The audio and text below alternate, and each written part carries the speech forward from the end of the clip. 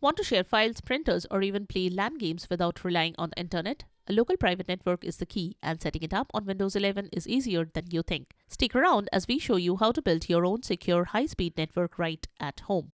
Welcome back to Silicophilic, your go-to source for tech tips and fixes. In today's video, we are focusing on establishing a local private network for Windows PCs. Whether you are connecting multiple computers for work, sharing resources across devices, or creating a gaming LAN, this guide will walk you step by step through the setup process. Let's get started.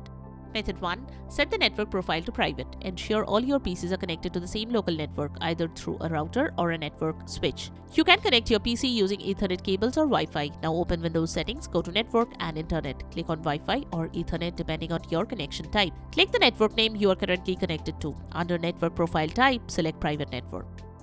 Method 2.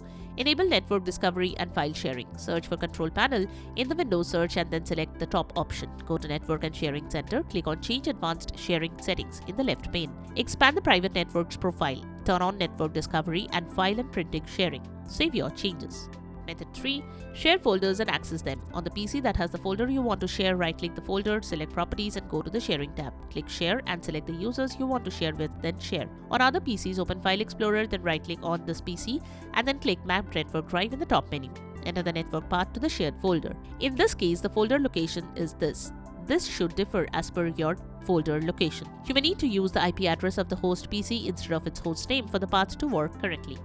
And that's it. Your local private network is up and running on Windows 11. Now you can share files, printers, and enjoy faster communication between your PCs without depending on the internet. If this guide helped, give the video a thumbs up and subscribe for more quick, reliable tech solutions. Thanks for watching, and we will catch you in the next video.